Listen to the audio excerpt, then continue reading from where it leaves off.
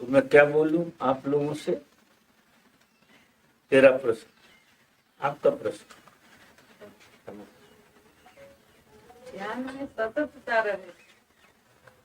मैं यहाँ आई ना तो ध्यान करूंगी घर जाके, फिर थोड़े दिन हो गए, कोई मेहमान आ गया, कुछ हुआ तो छोड़ दिया, तो फिर रुक जाता है। तो वो कंटिन्यू ध्यान में मन स्थिति रहे, ऐसा कुछ।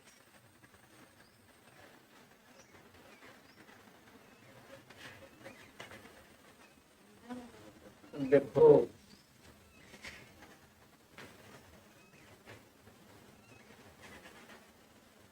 शरीर को जिस तरह से भोजन की जरूरत है, तो भोजन रोज ही चाहिए। अगर आपने भोजन नहीं किया तो शरीर पे उसका असर आता, क्योंकि एक खास एनर्जी आपको जीने के लिए चाहिए, शरीर के लिए। इसी तरह से आत्मा को ध्यान की जरूरत है, ध्यान चाहिए। आत्मा की प्यास को समझना। जैसे शरीर की बात करें तो भूख से समझ में आती है, तो भूख लगी है। एक भूख आत्मा की भी है, और जो सिर्फ ध्यान से मिलती है और किसी चीज से नहीं, सिर्फ ध्यान। हमको पहले इस सत्य स्वीकारना। अब कितने काम काज में आप व्यस्त हो, फिर भी खाना तो समय पर खाते ही हैं, क्योंकि भूख का एहसास होता है आपको। भूख की वजह से भोजन करना पड़ता है। इसी तरह से आत्मा की भूख की पहचान हमारे अंदर होता है। अगर उसकी पहचान हो गई तो आत्मा ध्यान की याद दिलाएगी। जैसे भूख भोजन की याद दिलाती है, इस तरह से आत्मा की भी एक भूख है जो आपको ध्यान की याद दिलाएगी। भोजन के बगैर अधूरा लगता है, उसी तरह से ध्यान के बगैर भी आपको अधूरा लगेगा। ऐसा लगेगा कि कुछ आज मिस हो गया, कुछ बात बनी। तो हमको सत्संग का मतलब ही ये है। सत्संग क्या करता है? सत्संग हमारी सोई हुई आत्मा की भूख को जगाता है। आत्मा जन्मों से भूखी है, क्योंकि जिस ढंग से चैतन्य का आविर्भाव हुआ है, हम दिन योनियों में से निकल के आए और सोते रहे सोते रहे सोते रहे, तो आत्मा को सोने की आदत सी हो गई, ऐसे समझ। फिर भी वो भूखी है ध्यान की, जागृति की। मनुष्य में आते आते क्या हुआ कि सीधा पता तो लगता है, आत्मा की भूख है इसका सीधा पता लगा, बहुत कम लोगों को लगता है। लेकिन जीवन में अतृप्ति है जी, पता तो लगता है सबको। इस तरह से तो पता लगता है कि जीवन पूरा तो नहीं। आप सब तरह से जी रहे हैं, खा रहे हैं, पी रहे हैं, सो रहे हैं, पहन रहे हैं, ओढ़ रहे हैं, मिल रहे हैं, जुल रहे हैं, सब कुछ है आपके पास, फिर भी आप अधूरापन अनुभव करेंगे, एक अतृप्ति अनुभव करेंगे। अब जीवन में अतृप्ति क्यों? ये प्रश्न पैदा होता है कि हम पे सब है, सब तरह की सुविधा है, जो बेचारे उस तरह से जी रहे हैं। आखिर किसी तरह से आदमी जी रहा हो, उसको भूख ध्यान की ही है। जो अभाव है न धन का है, न तन का है, न मन का है। अभाव पूरा जो है वो ध्यान का है। ध्यान के बगैर आपका जीवन पूरा नहीं होता। जो एक तृप्ति आना चाहिए। तृप्ति का मतलब क्या होता है कि जीवन के प्रति धन्यवाद का भाव, अहोभाव का भाव। बस जीवन है, पर्याप्त है। इसके प्रति एक ग्रेटिट्यूड सतत आपको हर क्षण एक धन्यवाद का भाव बना रहे। तो ये अद्भुत करिश्मा है जीवन जो आपके पास है, अद्भुत घटना है। लेकिन चूंकि हमने जीवन की अहमियत को समझा नहीं, और वो समझ आत्मा के जैसे जैसे आत्मा प्रकट होती है वैसे वैसे समझ में आता है। तो जीवन में अगर शिकायत है और अभाव है तो आप पक्का मानो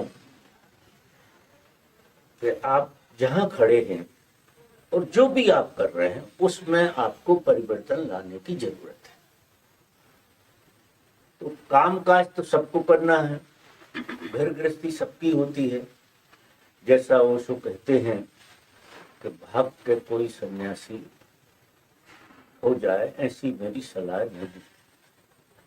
आपको घर में रहकर बिल्कुल काम काज करके बच्चों का पालन पोषण करते हुए और ध्यान को भी साथ में।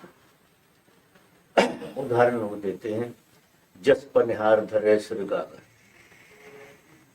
वो 3-3 मटकी रखती है अपने सर के ऊपर और सखियों से बात भी करती है, लेकिन ध्यान उसका उधर नहीं जाता।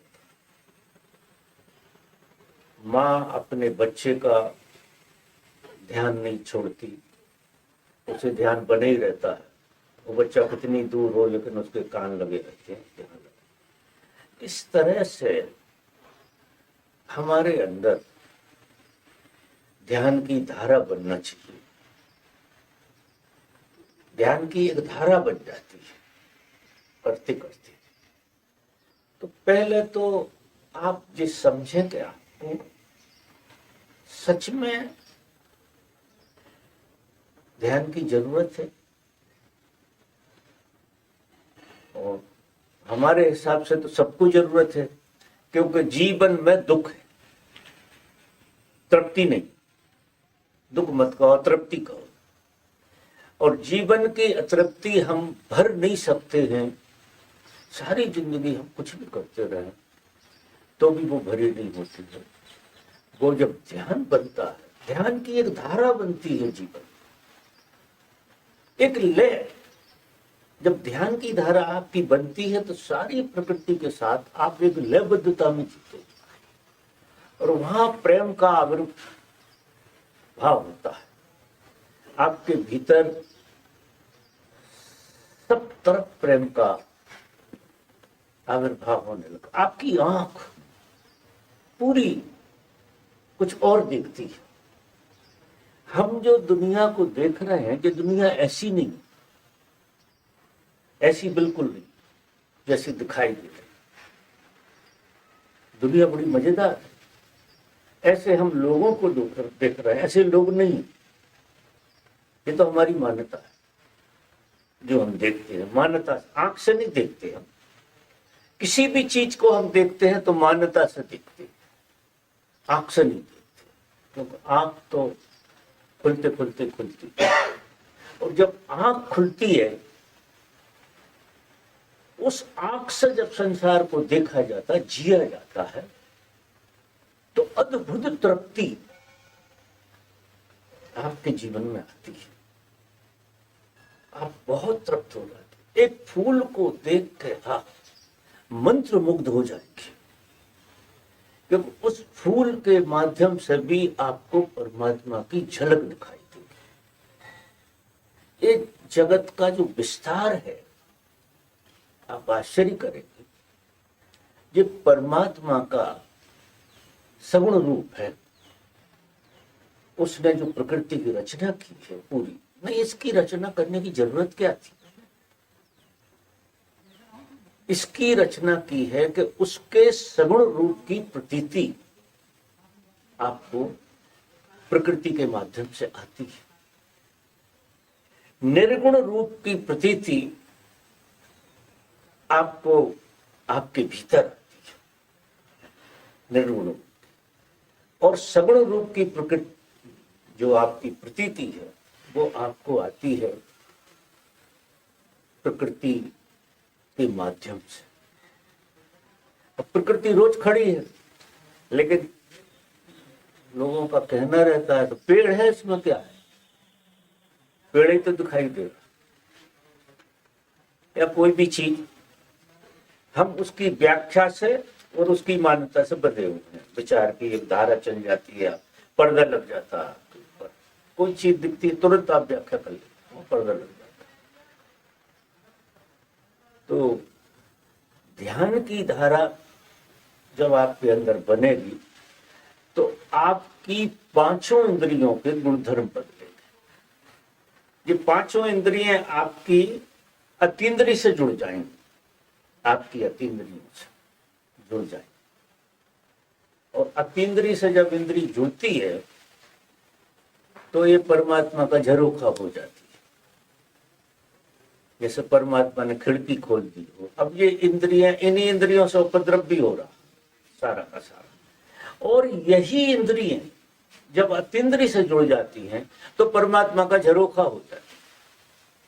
इनके माध्यम से हम परमात्मा को स्पर्श करते हैं। अद्भुत है जो इंद्रिय, इनके माध्यम से हम परमात्मा को सुन पाते हैं, इनके माध्यम से हम परमात्मा को देख पाते हैं सारे। अब आप तृप्त नहीं होंगे, अभी ना आप सुनने से तृप्त हैं, ना देखने से तृप्त हैं, ना स्पर्श से तृप्त हैं, ना भोगने से तृप्त हैं, किसी चीज से तृप्त नहीं, क्योंकि इतने उथले में जीना हो रहा हमारा, इतने उथले जो हमें काम चलाऊ चीज दी गई है। अभी हम काम चलाऊ पर रुक गए, उससे ऊपर जा ही नहीं रहे। अच्छा होता क्या है कि सभी ऐसे जी रहे हैं, तो वो बात भी ख्याल नहीं आती कि इससे ऊपर कुछ होता होगा, क्योंकि सभी हम जैसे जी रहे हैं। जिस अतृप्ति की हम बात करते हैं उसकी दूसरे कर रहे हैं, उसी का तीसरा कर रहा, उसी का चौथा कर रहा। इस बात से क्या हो जाता है कि हम थोड़े राजी हो जाते हैं कि शायद ऐसा ही होता है जीवन, हम राजी हो जाते हैं कि जीवन शायद ऐसा ही होता होगा, और हमारे 70-80 साल कट जाते। लेकिन कोई जागृत व्यक्ति के प्रेम में जब आप पढ़ते हैं तो वो क्या करते हैं, जागृत व्यक्ति का एक काम है कि जैसा जीवन तुम जी रहे हो उसको वो झूठा करते हैं। एक ही आदमी झूठा कर सकता है, कोई ऐसा व्यक्ति जो आपके जीवन को झूठा करे, मलम पट्टी ना लगाए आपके जीवन पे, आपके जीवन को झूठा करे, इसलिए कठोरता लगती है, लोग भाग जाते हैं और सुनने तैयार नहीं होते। तो वो कहते हैं ऐसा कैसे झूठा है हमारा जीवन, लेकिन वो 1000 तरह से समझाएगा कि आपका जीवन झूठा जो आप जी रहे। जीवन संभावना लिए है सत्य की, लेकिन जिया जा रहा है झूठा। अब अतृप्ति इस बात की है, अगर संभावना आपकी बिल्कुल नहीं होती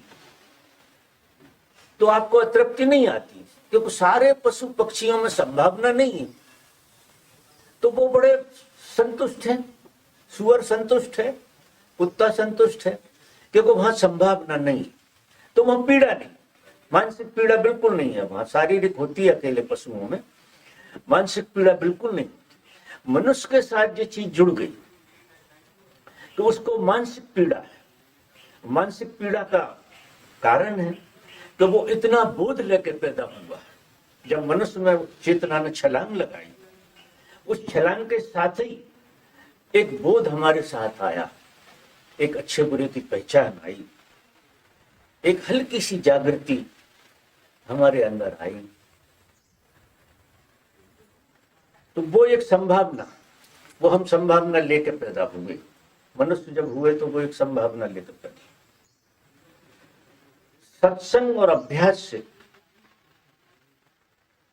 हमारे भीतर वो संभावना के द्वार खुलते, इसलिए सत्संग अनिवार्य है और अभ्यास अनिवार्य है।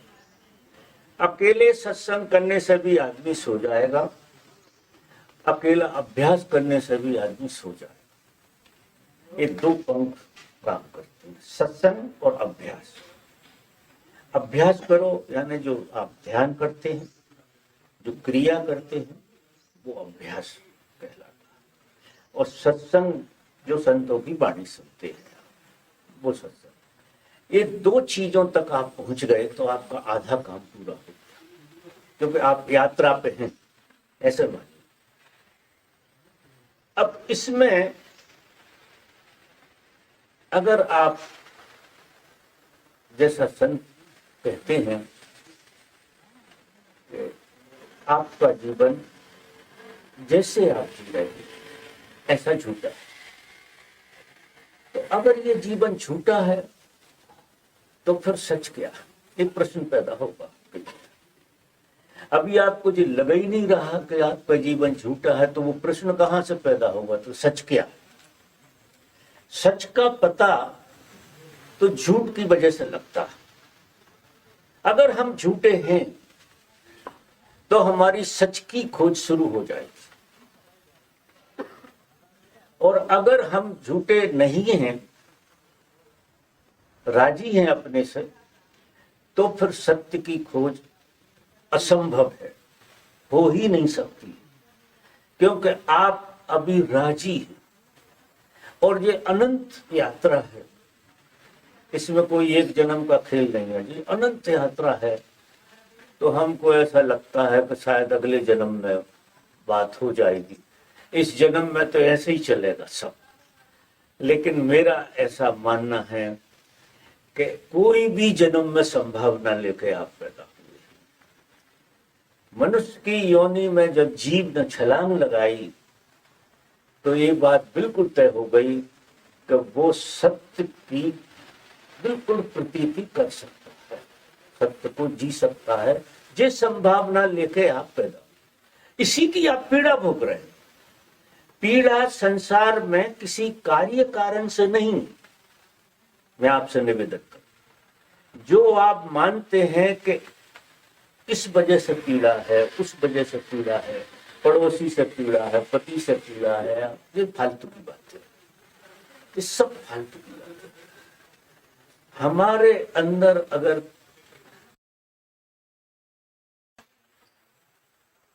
हमें पीड़ा दिखाई दे रही है तो इस सत्य को आप स्वीकार लो कि परमात्मा की प्यास की ही पीड़ा है, अतृप्ति, परमात्मा के अभाव की पीड़ा है। ये चीज गहरी होना चाहिए अपने। अब जैसे जैसे आपको लगेगा कि आपका जीवन असत्य है, वैसे ही वैसे सत्य की प्यास आपकी बढ़ती जाए। फिर सत्य क्या, आप जियोगे कैसे? अगर देखो आपका नाम बिल्कुल साफ साफ साफ साफ साफ हो जाए कि झूठा है, बिल्कुल झूठा है, काम चलाओगे बिल्कुल झूठा है, आप बिल्कुल झूठे, तो आप खड़े कैसे हो पाएंगे? आपके लिए कोई आधार तो चाहिए। अगर मेरे सारे आधार गिर जाएं तो मैं एक कदम नहीं रख सकता हूं, और सारे आधार गिरेंगे तो आपको सही आधार मिले भीतर से। लेकिन हम ऐसे छोटे छोटे आधारों से अपना मनोरंजन करते रहते हैं कि इस वजह से। अब उस लड़की ने पूछा काम काज में, अब काम काज ध्यान में बाधा कैसे डाल सकता? काम काज रोटी में बाधा क्यों नहीं डालता? ये काम काज है और टाइम नहीं मिल रहा, तो रोटी कैसे खा लेते हो टाइम निकाल? फिर उसे पचाते भी हो, सोते भी हो, क्योंकि उसकी अहमियत समझते हो कि शरीर की जरूरत। इस तरह से आत्मा का भोजन ध्यान साधना है, वो आप बिल्कुल बिल्कुल साफ साफ समझ में आ जाए। तो वो जो प्यास है वो आपको यात्रा में ले जाएगी और फिर ये बातें बंद हो जाए। आप किसी भी बाधा से कुछ भी कर रहे हैं, आपकी स्थिति ऐसी हो जाएगी जैसे नट चलता है ना, नट रस्सी पे, बांस हाथ में लेकर रस्सी पे चलता है, क्या बैलेंस बना के चलता है।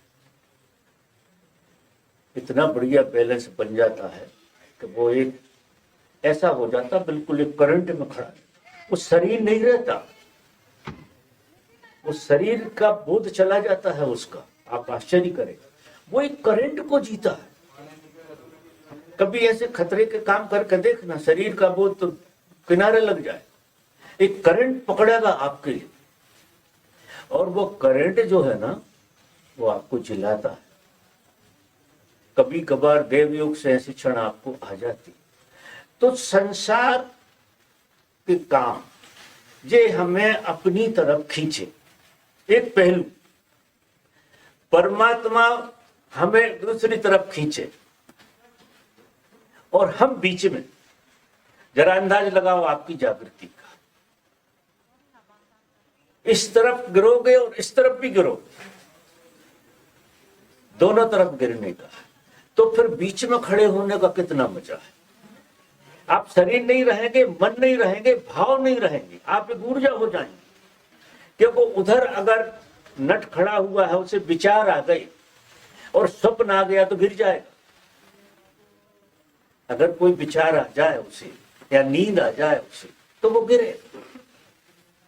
और हम तो ऐसे सो रहे हैं जिसका कोई हिसाब नहीं, बड़ी नींद में सो रहे हैं। तो धीरे धीरे साधक की जो अवस्था है वो अपने को साधते साधते साधते साधते वो नट की अवस्था में ले जाता है। अब कोई भी प्रकृति की चीज उसे सुला नहीं सकती। वो प्रकृति के सारे काम भी करेगा, सब कामों में से निकलेगा, लेकिन भी काम सब काम चलाओ।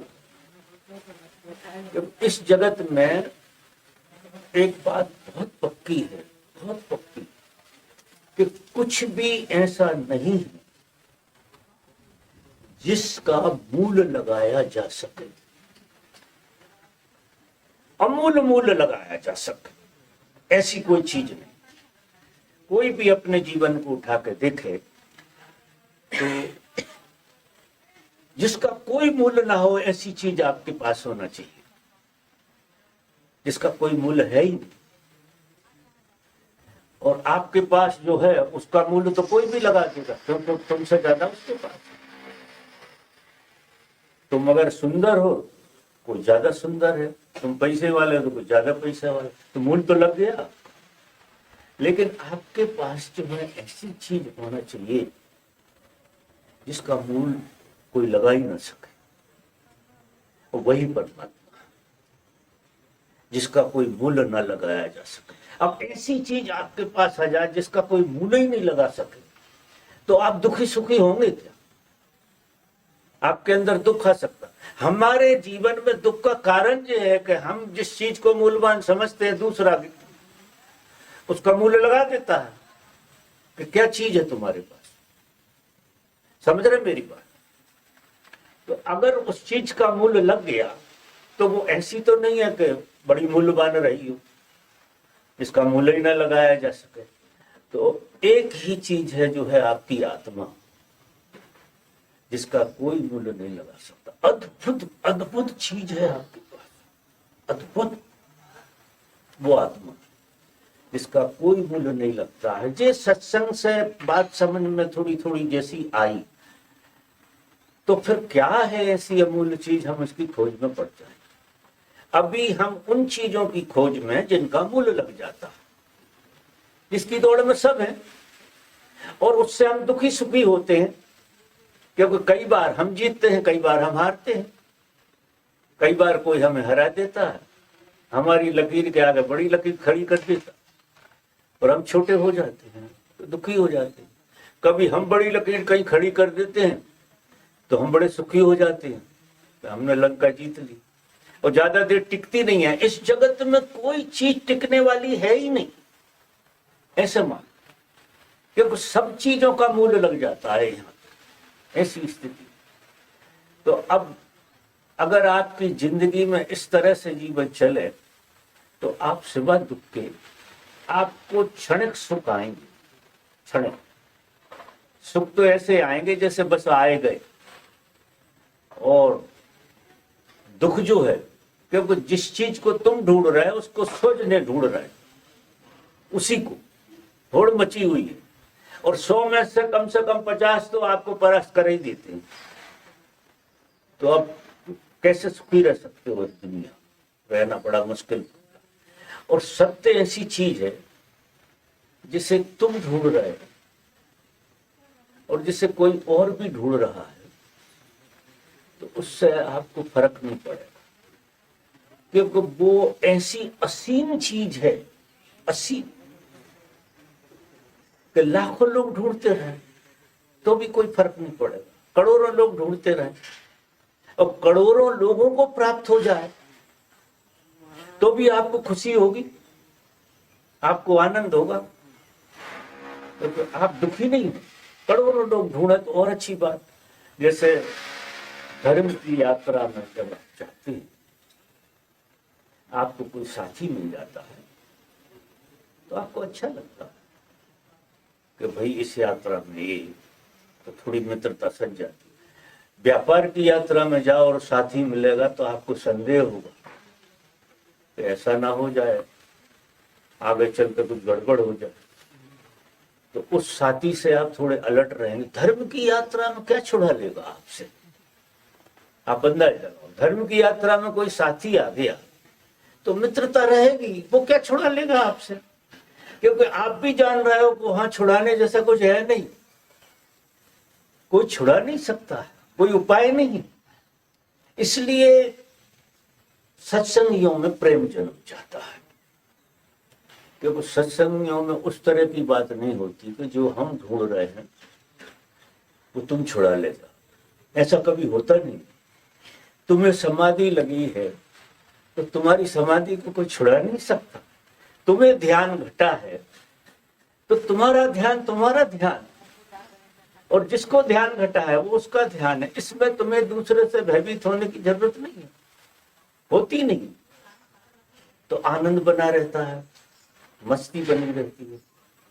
तो काम काज में लगे हुए आप धीरे धीरे अपने को इतना संभालो कि जीवन थोड़ा नट की तरह हो जाए, ऐसे।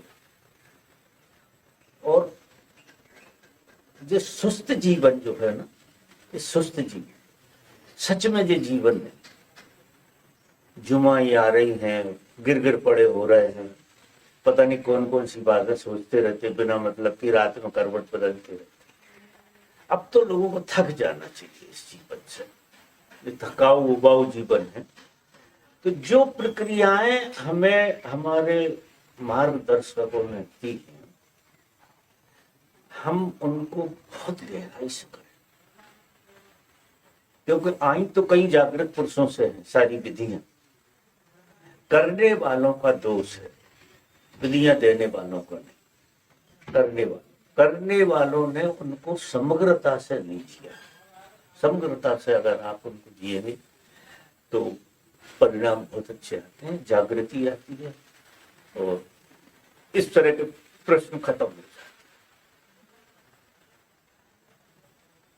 अब आपको शायद जाना होगा, और प्रश्न अगर आपका कोई और है तो चर्चा को आगे बढ़ा सकते हैं।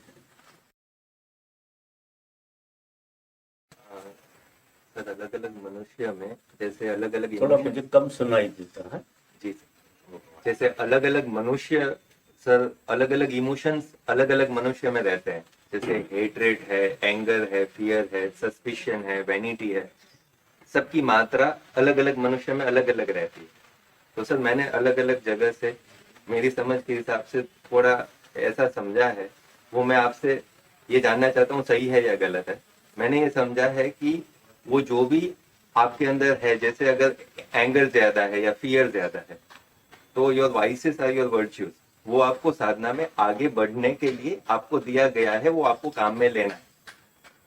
तो अगर किसी में, जैसे मैं अपनी बात करूं, तो मेरे में भय अगर ज्यादा है या एंजाइटी या स्ट्रेस कोई वो ज्यादा है, एंगर ज्यादा है, तो उसको मैं अपनी यात्रा में कैसे यूज कर सकता हूँ to get out of this life and death process. और अगर ये बात झूठ है सर, तो उसको मुक्ति पाने के लिए क्या करें? अगर सच है तो उसको यूज कैसे करे, झूठ है तो उससे मुक्ति कैसे पाए? और एक प्रश्न ये भी है जो अभी आया कि ये मनुष्य, जैसे ये जो भक्ति मार्ग है, ज्ञान मार्ग है और कर्म मार्ग है, उन सब मार्ग का कॉम्बिनेशन क्या हमें out of this life and death process से ले जाएगा, या फिर कोई एक ही पकड़ना चाहिए? और अगर हम इस जन्म में नहीं जा पाते हैं तो क्या ये एक ही मौका है मनुष्य योनि का, या ये मौका बार बार मिलता, मतलब आगे क्या है, ये मिलेगा या फिर क्या? मतलब 3-4 प्रश्न है। 3-4 प्रश्न हो गए एक साथ। तो ये आखिरी प्रश्न तो ये है जो आप कह रहे हो कि जिस तरह से कोई फेल हो जाता है तो उसी कक्षा में दूसरी बार भी उसे डाल दिया जाए। तो अगर आप इस प्रयास में असफल हो गए हैं तो ऐसा मत समझना असफल हो गए हैं तो आपने कुछ खो दिया। बस इतना है कि आपको समय थोड़ा ज्यादा लगता, अगले जन्म में आपकी यात्रा कंटिन्यू हो जाती है। जो आगे का जन्म होता है, यहाँ सब चीजें बड़ा गजब का काम है, संचय पूरा काम करता है। अच्छे कर्म भी बुरे कर्म भी सब साथ देते हैं, तो ये कंटिन्यू चलता है, अगले जन्म में काम करता है। और आपने जो बात कही फियर और एंगर और ये और वो, ये सब शक्तियां, ये गलत नहीं है, कम और ज्यादा वाली बात नहीं है। कम और ज्यादा वाली बात ऐसी होती है कि किसी में एंगर ज्यादा होता है तो फियर कम होता है, किसी में फियर ज्यादा होता है तो एंगर कम होता है। लेकिन अगर पांचों चीजों को देखेंगे तो हर आदमी का एक बैलेंस बना तो सब चीज एक सी हो जाए। ऊर्जा है, इस ऊर्जा का हम बाहर उपयोग करते हैं। गलती हमसे ये होती है कि हम इसका बाहर उपयोग करते हैं। काम, क्रोध, लोभ, मोह, ईर्ष्या, इन सब चीजों का हम उपयोग करते हैं बाहर की दुनिया। एंगर आया तुरंत फेंक दिया, भय आया तो भय को भी जी लिया उस तरह से, ईर्ष्या आई तो ईर्ष्या को जिया। तो हम करीब करीब इसको जीते बहुत हैं। तरीका क्या है? जब आप साधना करें तो साधना आपके अंदर एक अग्नि जलाती है, एक आग पैदा करती है, एक आंच पैदा करती है, और वो आंच अग्नि बन जाती है।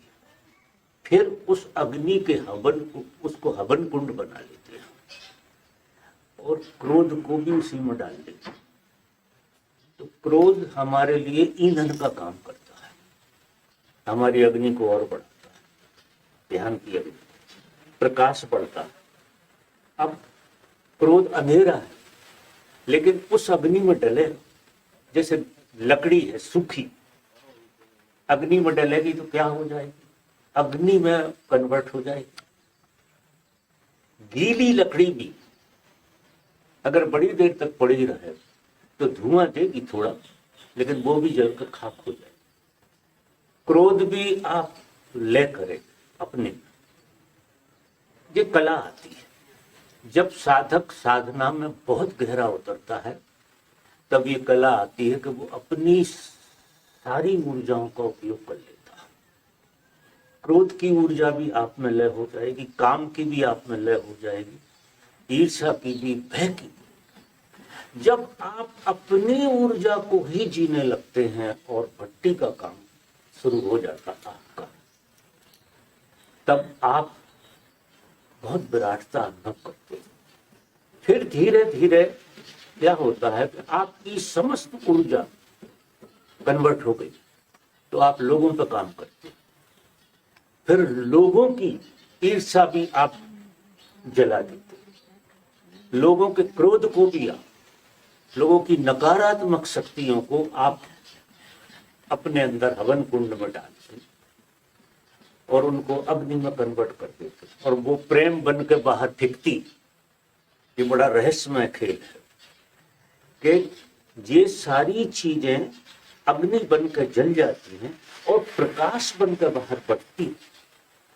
इसलिए मनुष्य की बहुत संभावना है और जब तक मनुष्य इस अवस्था में नहीं आ जाता, अपने तक बात जो होती है वो अलग है, अपने से ज्यादा जब होती है कि आप सामने से क्रोध को पी जाते हैं और आपके अंदर से प्रेम उपजता है, ऐसी अवस्था जब बनती है तो परम शीतलता आपके भीतर व्याप्त होती है।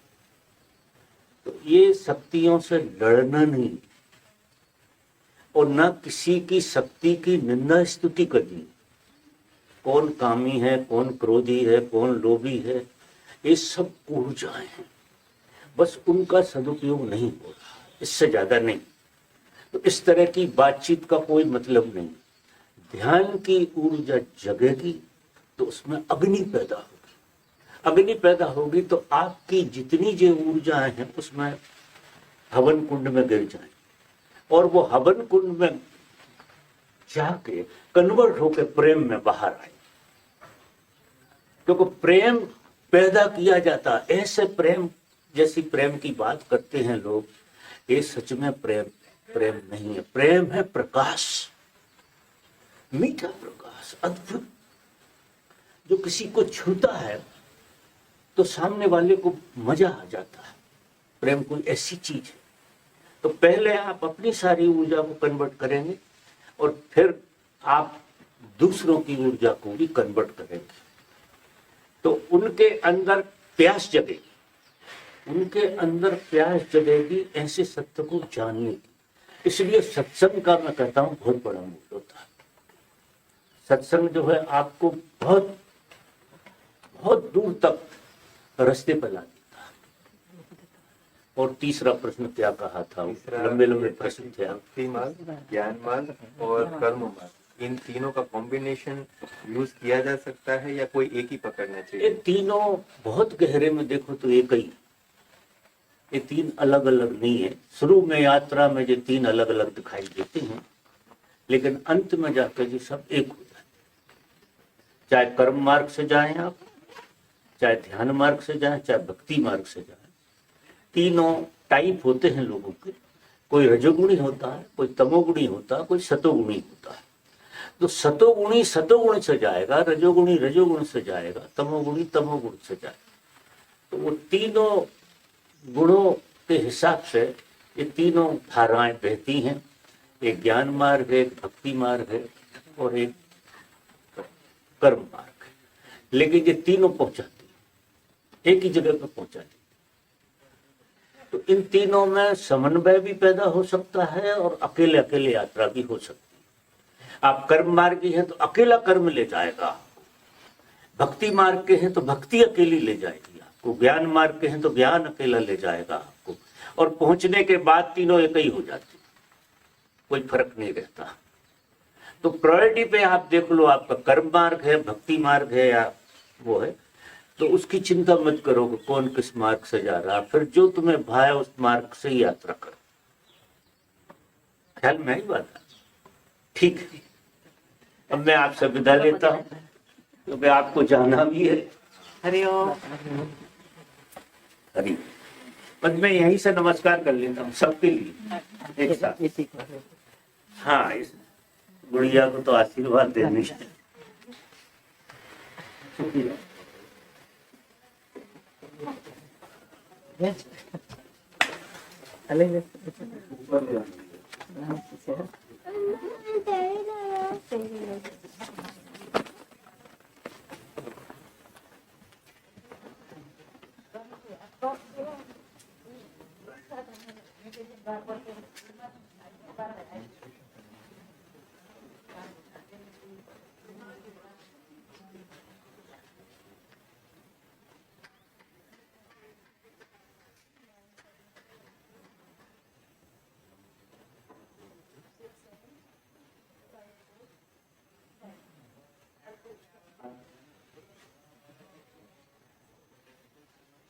लोगों को खाने